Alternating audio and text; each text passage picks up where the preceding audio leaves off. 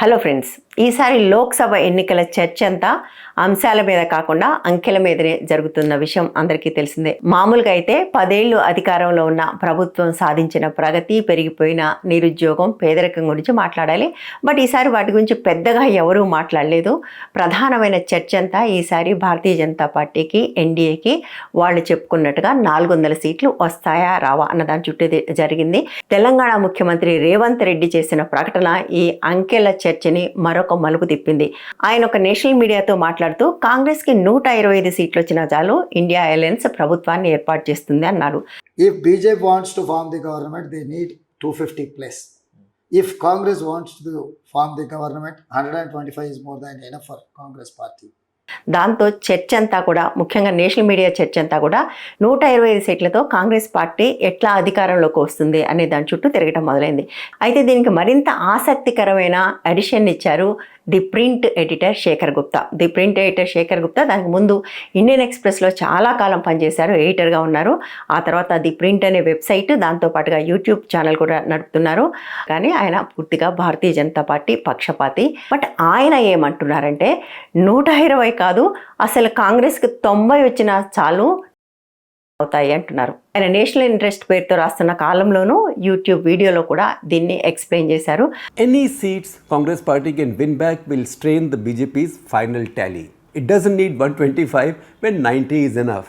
Any 10 additional seats for the Congress above 52 will mean 10 fewer for the BJP. That's the reason we said this equation is quite linear. If the Congress reached 90, for example, it would have a pretty good chance of holding the BJP well below 272 mark. 100 seats for the Congress party will actually rock national politics. Shekhar Gupta ఏమంటున్నారంటే 2019లో Bharatiya Janata party గెలుచుకున్న సీట్లలో majority కాంగ్రెస్కి వ్యతిరేకంగా గెలుచుకున్నవే. ఈ రెండింటి మధ్య పోటీలో 90% పైగా సీట్లని భారతీయ జనతా పార్టీ చేజిక్కించుకుంది. ఈసారి ఆ పరిస్థితి ఉండకపోవచ్చు.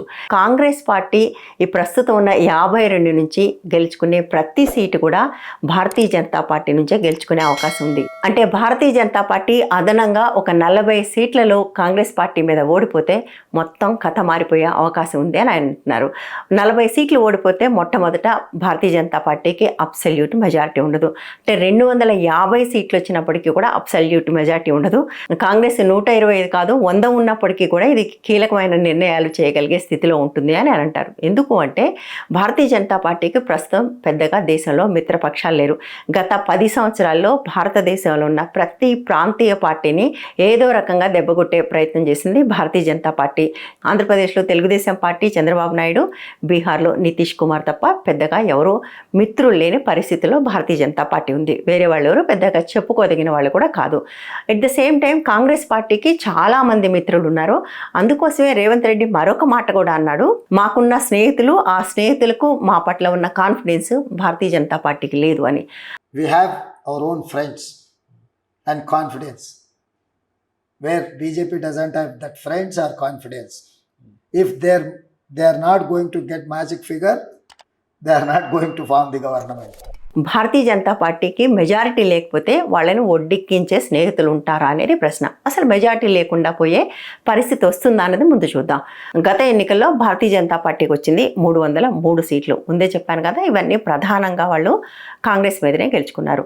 సో ఈసారి కాంగ్రెస్ గెలుచుకునే ప్రతి కొత్త సీటు కూడా భారతీయ జనతా పార్టీ నుంచే వెనక్కి వచ్చే అవకాశం ఉందని కూడా అనుకున్నాం కదా. ఇప్పటికే మనం కర్ణాటకలో చూసాము, దాదాపుగా 10 నుంచి 12 సీట్లు భారతీయ జనతా పార్టీ కాంగ్రెస్కి కోల్పోయే అవకాశం ఉంది. తెలంగాణలో కాంగ్రెస్ కొత్త సీట్లు గెలుచుకుంటుంది, కానీ అవి భారతీయ జనతా పార్టీ బీఆర్ఎస్ నుంచి వచ్చాయి. ఇక్కడ కూడా ఒక 10 సీట్లు వచ్చే అవకాశం ఉంది. అంటే పాత 52కు ఇప్పటికే ఇక్కడ ఒక 20 సీట్లు కలిసి అంటే 70-72 ఇక్కడే కనపడుతున్నాయి. ఇవి కాకుండా ఉత్తరప్రదేశ్లో కూడా ఈసారి కాంగ్రెస్ ఎంతో కొంత పుంజుకుంది. గతంలో ఉన్నట్టుగా భారతీయ జనతా పార్టీ అక్కడ స్వీప్ చేసే పరిస్థితి లేదు అనేది మనకు వస్తున్న వార్తలు. మనం ఇప్పటికే చూసాం, అక్కడ రైతులు, రాజ్పుతులు వీళ్ళందరూ కూడా ప్రభుత్వానికి వ్యతిరేకంగా ఉన్నారు. ఇటు పక్కకు వస్తే పంజాబ్లో, హర్యానాలో, ఢిల్లీలో భారతీయ జనతా పార్టీ పరిస్థితి సరిగా లేదు. అక్కడ కాంగ్రెస్ కాంగ్రెస్ అండ్ ఆప్ అలయన్స్లో ఉన్నాయి.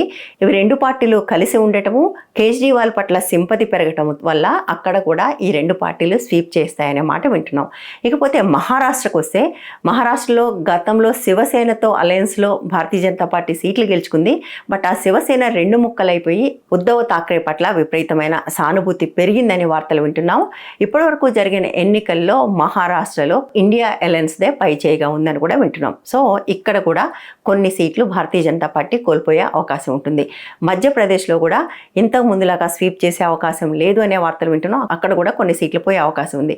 సో అక్కడ ఒకటి ఇక్కడ రెండు, అక్కడొకటి ఇక్కడ రెండు, ఈ చొప్పున ఒక 40-50 సీట్లు గెలుచుకున్నా కూడా కాంగ్రెస్ పార్టీ ఈజీగా 100 సీట్లు దాటే అవకాశం ఉంది. 125 చేరినా కూడా పెద్దగా ఆశ్చర్యం లేదు.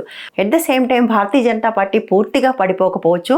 అది 230 నుంచి 250 వరకు కూడా సీట్లు సంపాదించే అవకాశం ఉంది అనే వార్తలు వస్తున్నాయి.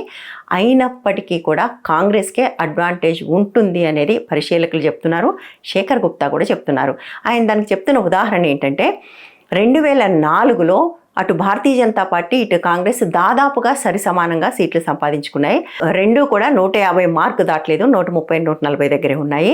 బట్ అయినప్పటికీ అన్ని పార్టీలు కూడా కాంగ్రెస్తో ర్యాలీ చేయడానికి ఇష్టపడ్డాయి, కానీ భారతీయ జనతా పార్టీతో వెళ్ళలేదు. నిజానికి అప్పుడు భారతీయ జనతా పార్టీ లీడర్, అప్పుడు out going prime minister Vajpayee మోదీతో పోలిస్తే అన్ని రాజకీయ పార్టీలకి కూడా ఎక్కువ యాక్సెప్టబుల్ లీడర్. బట్ అయినప్పటికీ కూడా వాళ్ళెవరు భారతీయ జనతా పార్టీతో బదులుగా కాంగ్రెస్ పార్టీతో వెళ్ళటానికి ఇష్టపడ్డారు. దానికి కారణం కూడా దాదాపుగా అందరికీ తెలిసిందే. కాంగ్రెస్ పార్టీలో అయితే మీకు టేబుల్ దగ్గర ఒక సీట్ ఉంటుంది, నెగోసియేషన్కి అవకాశం ఉంటుంది. భారతీయ జనతా పార్టీలో అటువంటి అవకాశం ఉండదన్న విషయం తెలిసిందే. ఎందుకంటే 2 టర్ముల్లోనూ అందరికీ ఆ ఎక్స్పీరియన్స్ ఉంది. మొదటి టర్మ్లో కాస్తో కూస్తో పట్టించుకున్నారు, కానీ రెండో టర్మ్లో అసలు ఎవరిని పట్టించుకోలేదు. వేరే పార్టీని పట్టించుకోవడం పక్క నుంచే అసలు భారతీయ జనతా పార్టీనే పట్టించుకోలేదు. అది పూర్తిగా మోదీ షాల పాలన కిందనే ఉండింది అన్న విషయం కూడా అందరికీ తెలుసు. సో ఈ పరిస్థితుల్లో ఇప్పుడు అలయన్స్లో ఉన్నవాళ్ళు, అంటే తెలుగుదేశం పార్టీ కానివ్వండి, అట్లాగే బీహార్లో ఉన్న నితీష్ కుమార్ కూడా అన్నట్టు, బీహార్లో కూడా నితీష్ కుమార్ పరిస్థితి ఏమీ బాలేదు.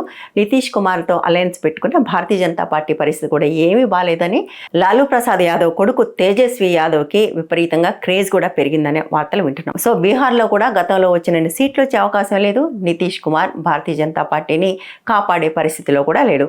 సో ఈ పరిస్థితుల్లో మిగిలింది కేవలం ఆంధ్రప్రదేశ్లో చంద్రబాబు నాయుడు మాత్రమే.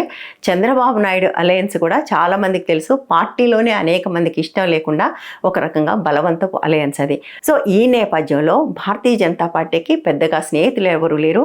250 వచ్చినప్పటికీ కూడా ప్రభుత్వాన్ని ఫామ్ చేయగలుగుతుందా లేదా అనే ప్రశ్న అయితే ఉండనే ఉంది. చెయ్యలేదు అని చెప్పట్లేదు, బట్ చేయటం కష్టమయ్యే అవకాశం ఉంది. But at the same time అందులో సగం సీట్లు 125 సీట్లు కాంగ్రెస్కి వచ్చినప్పటికీ కూడా కాంగ్రెస్ చాలా కంఫర్టబుల్గా ఇండియా అలయన్స్తో కలిసి ప్రభుత్వాన్ని ఏర్పాటు చేసే అవకాశం ఉంది అని అంటున్నారు. ఈ చర్చ నేషనల్ మీడియాలో ఇప్పుడు చాలా పెద్ద ఎత్తున జరుగుతుంది. జూన్ 4 వస్తే కానీ ఈ విశ్లేషణలు, అంకెలు ఎంతవరకు సరైనవో మనకు తెలిసే అవకాశం లేదు. ఈ వీడియో కానీ మీకు నచ్చినట్లయితే లైక్ చేయండి, షేర్ చేయండి, ఛానల్ని సబ్స్క్రైబ్ చేయండి. మరో వీడియోతో మళ్ళీ కలుద్దాం. నమస్తే.